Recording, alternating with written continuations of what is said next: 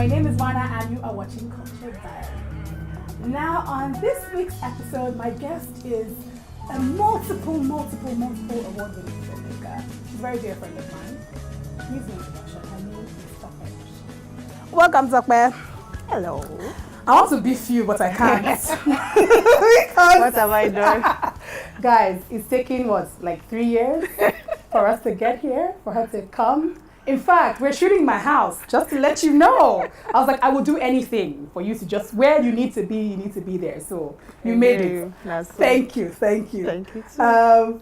You've been in this game for 8 minutes. How many years?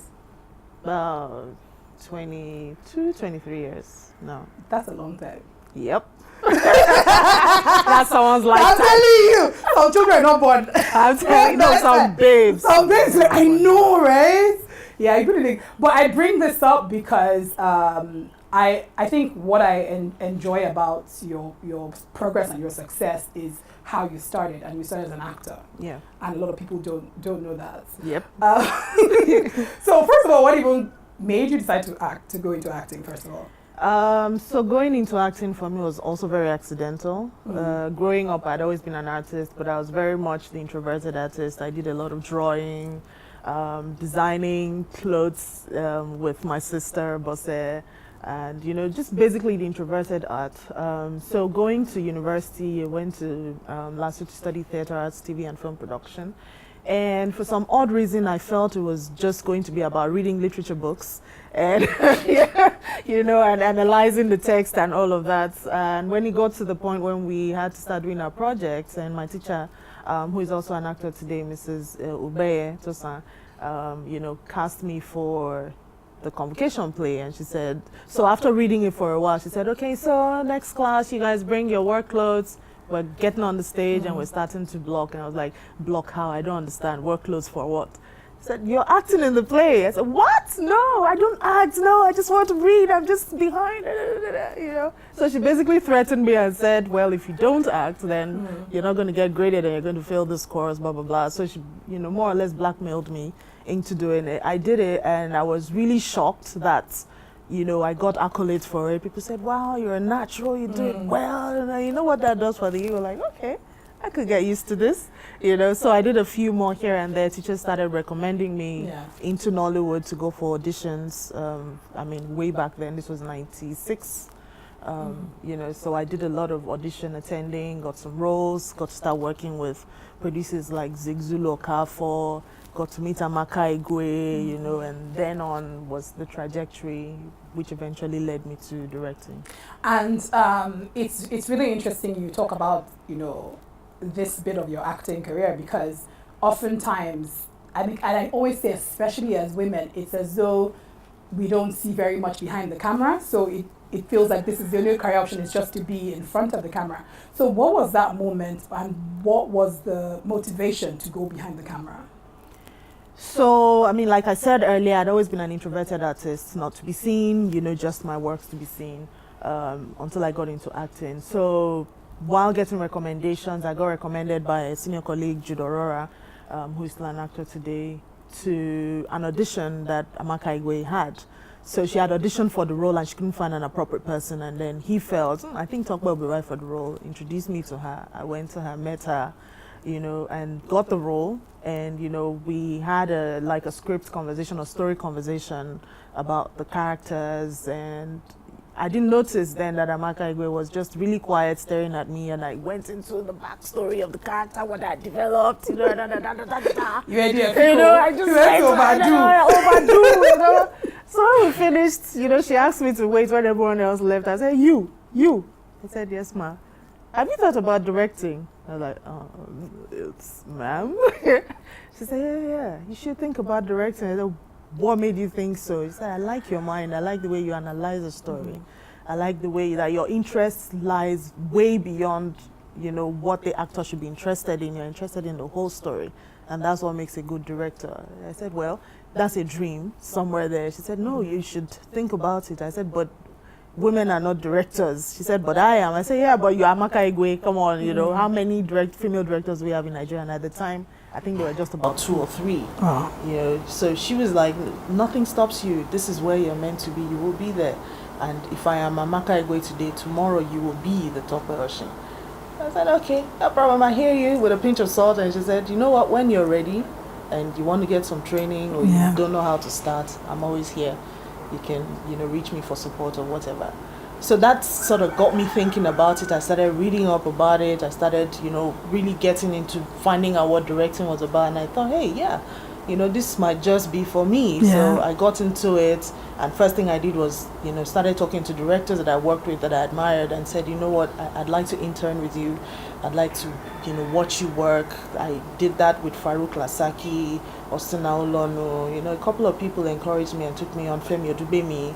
At those beginning years, and I found that I really enjoyed it and this is where I wanted to be, so I continued along that route, did assistant director for a while, worked on casting, worked behind the scenes, almost totally jettisoned, dropped acting, and that for me was just a natural progression that I got here today. You then of course started directing, and you've done, I don't even know where to start with the list of television work you've done, because you've directed hundreds of hours of television, basically. Actually running into thousands. There you go. There you go. Well, but the reason I bring this up as well is you also move into cinematic directing. Yeah. And oftentimes, people do say, okay, there's a bit of, there can be a difference, whether it's in, with styles or cameras and those sorts of things. And I want to know for you how you were able to find your voice as a director of film compared to director of television, or even like soap operas where, characters have been consistent for a while. Were there any insecurities and challenges for you? I think it was actually a very good thing for me that I started on TV before starting to do film. Because I think it's a good thing for any director, really, because from TV you first of all get the shooting hours you require, and with directing it's how much you do it. The more you get to do it, the more you make your mistakes, you learn from your mistakes, you know what works, you know how to get somewhere faster, you know how to get a shot faster, and all of those things. So having done all those things, I still knew that, inherently I was an artist, I'm an artist, and I still needed that expression away from the stiffness of TV and the box of close-ups and all of that. So it helped me, though, gave me that confidence to then say, okay, I'm going to make my first film, and it was a short film, The Young Smoker. Yeah. And I said, yeah, I'm finally ready to make this film. I talked about making it way before coming on Tinsel, but working on Tinsel for a bit gave me that confidence that now I know filmmaking, now I know how to direct, now I know how to break the rules, and get into the arts that I want to do. So it made it even more exciting for me, breaking away from the box of TV and, shooting The Young Smoker and still going back to TV and being able to still, constrain myself to what TV is about, and then breaking out again and going to shoot another short film. So that became what I was doing, I would take a breather ever so often, go and do a short film or something, that I wanted to do, then come back again to TV until I then, morphed into doing feature. I started with Journey to Self, produced by Cheyenne, and then, I moved on to other ones like that. So for me, I didn't have any challenges. It helped me more than anything to morph into film and to be able to straddle both worlds and understand what the TV media required when it comes to directing and storytelling, and what you required, when it comes to film, which is more of an art form, an expression of the artist's mind. I suppose at the end of the day as well, it's about like working many muscles, in your mind and as an artist as well. But what about finding your voice as a filmmaker? Because I know you've always said that you're very passionate about films that stories that that say something, and stories that have a lot of meaning, and address the things that we're dealing with in our times as well. But the reality of capitalism means that there are many jobs you have to take that you may not feel too close to or feel too emotional about. How are you able to still sort of stamp your voice on it in some way? When it comes to what I'm passionate about and what I'm trying to do with my brand, and as a storyteller, what my objective is, like you rightly mentioned, which is to inspire change in the world, social change, deal with what's going on, and let's look for a way around it, or inspire someone, or be the light in someone's life. My balance, really, I would call it a balance, is with television. So with television, it's already at the back of my mind that this is entirely commercial. So the story doesn't have to say, your life has to change or whatever. Yeah. I'm willing to make that compromise when I do TV, that, okay, this is strictly for entertainment, it's strictly for people to watch at home, and that's fine, But then also, which is what drew me really close to MTV Shuga, because Shuga has straddled both worlds. It's entertainment, at the same time it's messaging, it's a lot of it, and guidance and all of that. So MTV Shuga was is a favorite for me because it's ongoing. While film, for me, I do not compromise. Okay. If I'm making a film, if I'm accepting to direct a film, it has to say something that I agree with. I have to connect with it, and because it's, as a director, you are telling the story, you embody the story, and it becomes my message. So how do I tell a message, or I give a message that I don't believe in? Do you understand? So I have to connect with that message and say, listen, this is my message that I'm telling the world. So I have to connect with film to do it. It has to blend with me. I have to agree with it, like my process. What if you had to paint a picture of the kind of director you want to be, right? And the kind of films you want to make. Like, if there were no constrictions, nothing, money is not an issue, the kind of performers you want would not be an issue. What kind of director would you want to be, and what kind of films do you generally want to make? I am very much in love with psychological thrillers. I love films that boggle the mind. I don't like lazy audiences, so I'd like to give your brain a lot of work before you get to the resolution. If I had my way, that's probably all I'll make. That's one. And then I'm very drawn to stories that just showcase the beauty of life, that just are very optimistic and, in very floral terms, show you how beautiful and ideal life could be. So you can see that is a balance of darkness and light, because psychological thrillers are inherently dark, and mind-boggling and all of that, and then the lightness of it. So it would, for me, be a healthy balance between those two. And I'll probably juggle maybe this year a dark one, next year a floral one. So that's it for me. Like, okay, after we're done with all of that, then let's see the hope. Let's see where we can be. So those left to me, those are the kind of stories that I want to tell moving on into the future. I've already started doing that, controlling what I put out, but progressively into the future, those are my kinds of stories that take you through that entire experience from beginning of the film to the end. But you also made this documentary about women in Nollywood, and women filmmakers as well. You've also you did a BBC radio documentary as well on women filmmakers too.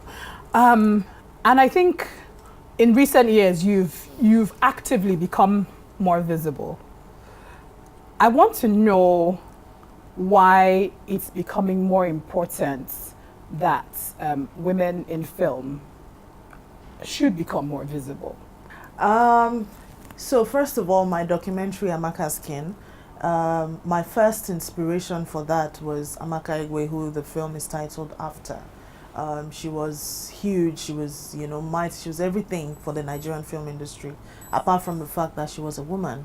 And that held me spellbound for a lot of years. And then when she died, suddenly it was like, no, you're not done. You haven't even started, and she was such an inspiration to so many people. Like, you knew that she was there. You could look to her and say, okay, because I know she's doing it and she's doing it well and she's succeeding at it, there might be a future for me. That was an inspiration for someone like me. And I thought, you know what? Let me make something that will immortalize her. Let me look and see if there are other people like myself, who were inspired by this woman, what their journey was and how we got to be where we are today.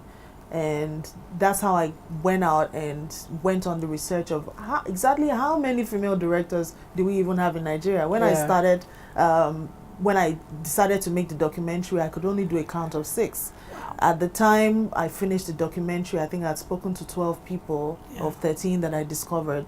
And, you know, that for me was fantastic. Like, yay, this is great.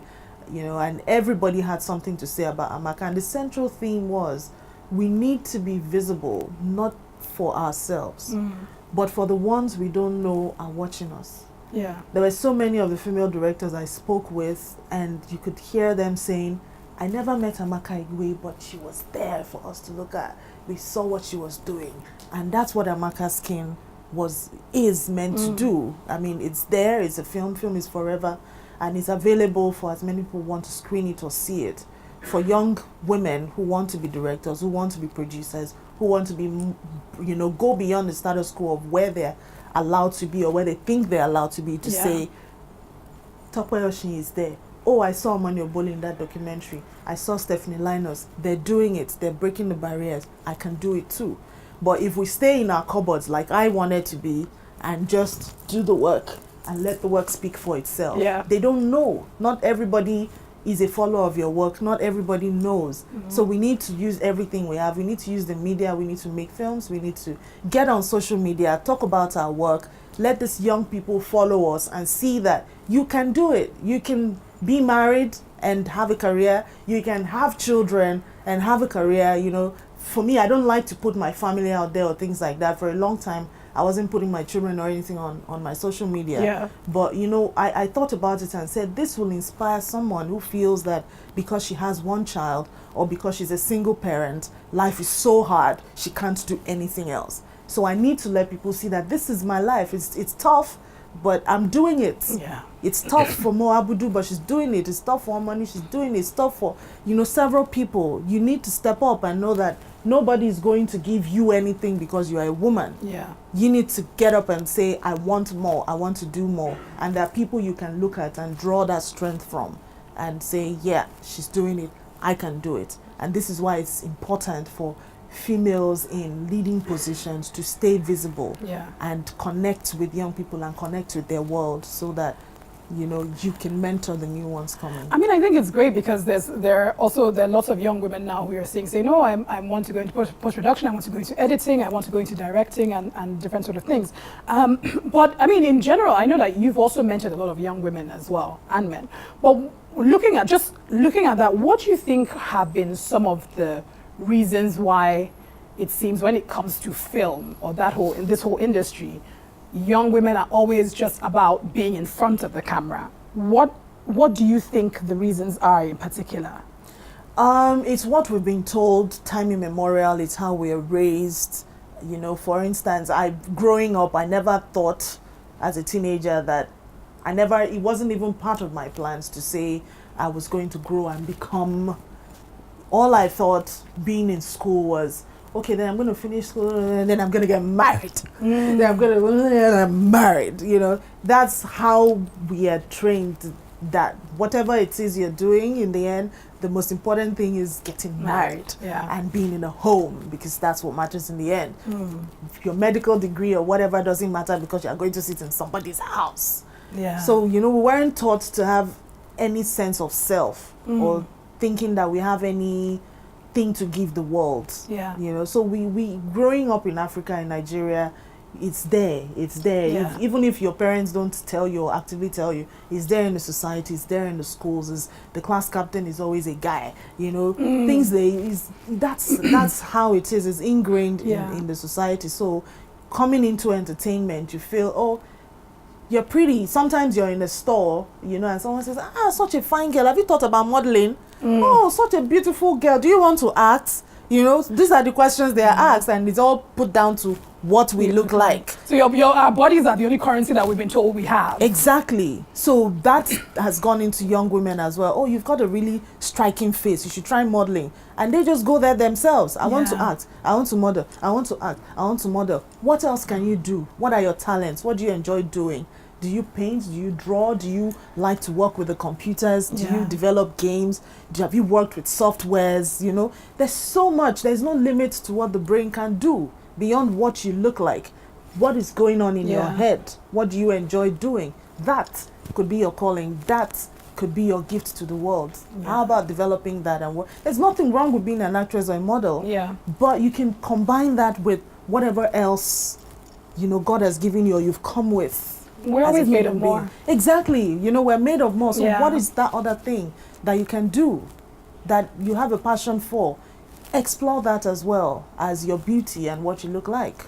You're also someone who, and I'm going a bit personal now, you're also someone who started the journey of your own journey to self after being married as well. And I want to know about that, because there are lots of people who'll be listening to you right now, and they're just going to be like, they want to do all these things. I've met people that's like, I want to do this, I want to do this, but, now I have like 3 kids and it feels like life has stopped and everything else is some kind of distant dream. But you literally started to find yourself after as well. And I want you to sort of share the experience of finding yourself, the process of finding yourself.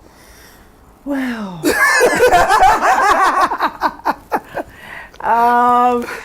so for me, I think the process of finding myself and arriving where I am, which is the beginning of the journey of where I'm going, has really been more about how difficult my life became. So the more difficult or tough my life became, the more it pushed me to want more. Like I told you, growing up, you were taught marriage was the Ebenezer, it's everything. So I got married really early. I got married at 23, started having kids immediately. And then I was there, even though I was an actor, then I was like, what next? What next? Okay, so now you're married, now you're here. You didn't, it's you had unicorn dreams and blah blah blah, and I found that it wasn't all about life. There was more happening in life that I felt that I could be part of, that what else is there to me apart from cooking and waiting on the children and having taking them to school. Is there something else to me? Is there something that I can give to the world? Is there something else I can do? So that got me on a very introspective journey. I had my quiet years, which were especially my childbearing years, of just being at home. I wasn't even acting or doing anything. I was like a full housewife. And I kept thinking of what else I could do. This was the period also in which I met Amaka and she talked about storytelling. And so I was trying to find myself, and it was part of the process of saying, okay, maybe she's right. Let me also read about this. Maybe this will, make me feel like I have some worth, or something. And that for me was the beginning of the journey of leading me, okay, let me keep trying this. How does it make me feel? Oh, great. Oh, it makes me feel, nice. And that was it. And the more, like I said, the more I felt like my life became tougher and tighter, the more it squeezed me to want to pop out and do more and be more and find more essence, to life. So maybe if I had a really rosy marriage or home, it was everything I felt it was, I probably you would have been chilling. I would have just been chilling. No need for this film hustle. I'll probably Like, have just been there. I'm good. Would have been drinking mimosas on Sunday, spa on I Friday. just cross my leg and just be traveling everywhere. So maybe this was how the universe intended for it to be, that life not being what I thought it would be pushed me into wanting more. It's possible that was my unique journey, and that's why I turned out to be where I am today, where I can inspire other people. This might not be everybody's journey, but this is my personal journey, and for that person who feels, because they have 3 children, life is over, or because they're a single parent, life is over. It really is not. You need to work your adversity and turn it into positivity. In that difficult place is where you now need to say, okay, what more? Desperately look for the light. And speaking about this, never staying in a comfort zone, and how all of the discomfort makes you continue to push yourself. You are always still pushing yourself. You're doing one course or another. I feel like every year. Is this on your to-do list? Every year. Is it 3 years? Yes. I almost feel like every year there's a training course.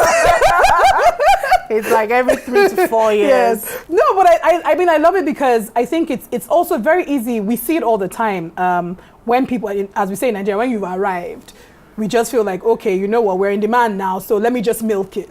But you're constantly always doing some kind of level of self-improvement. And I love that you share that as well with people. Last year, I think you did a cinematography course. Yes.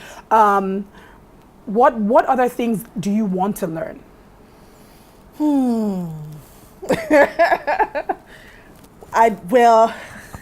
I don't know at this point. There are loads of things, like my going for the cinematography course last year cinematography is a very important part of my work as a director. As much as I don't think there's ever going to be the day when I would say, okay, yes, I'm going to shoot this film myself, and be the director of photography. I want to be able to speak his language, whoever my DP is. I want to be able to design the world of my film together with him. I don't want to totally leave it, to anybody to decide what my film looks like. I want to be able to say, yes, I can operate that camera if I wanted to. Yeah. I know what it means to light this scene the way I want to light it. I can help him do his work faster by saying, listen, I want this here, I want this here, I want put this gel there, put this, blah, blah, blah there. So that was it for me. So whatever it is that makes my work easier, makes my work better, moving on, that I would, move into and do. We work in a digital industry and things are changing.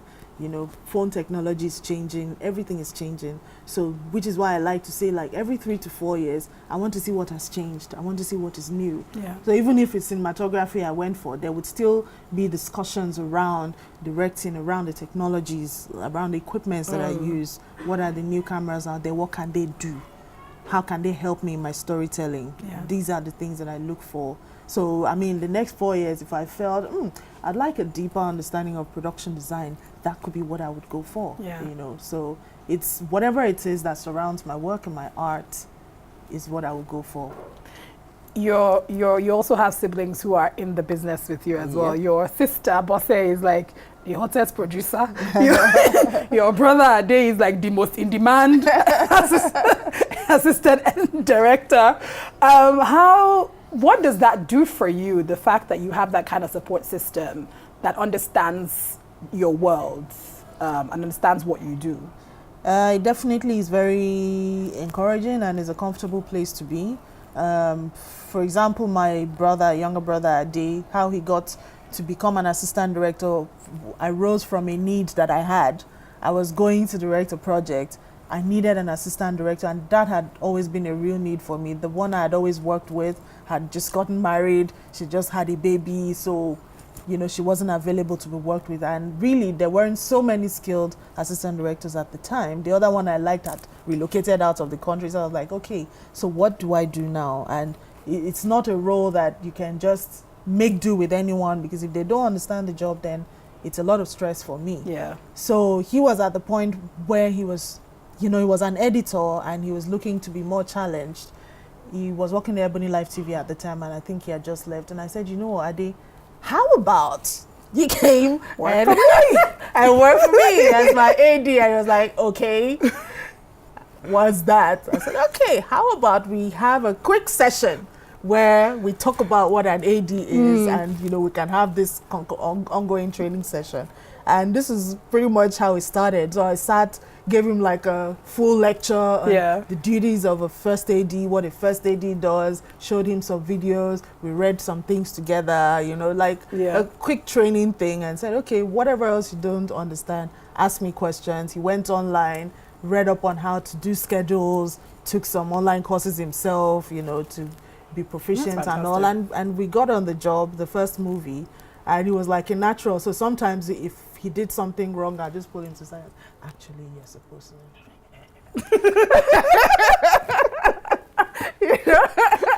I hope he's giving you a cut of all his wages now. Well, that's blood. So, he did that. It was fantastic. There was also another movie my sister produced, and she was like, okay, you're not an idiot, come. So he did that one as well. So for him, that was like the learning curve. Yeah. And from there, he just took off. He just took off. And that was just it, his passion, his drive. Yeah. Now he trains ADs, with the work. He knows the work so well, and that's just a place of passion and excellence again. He was determined to be excellent in it, and that was it. I love this Oshin dynasty that you guys are building. It's like a whole cabal movement. Everything all in one. Family is everything. This is true. Hey, soundtrack. Be golden. Okay, we're going to listen to this later. My biggest regrets.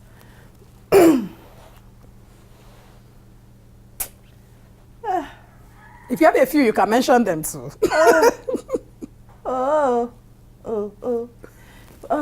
My biggest regret is not starting to direct earlier than I did, like not finding myself earlier than I did.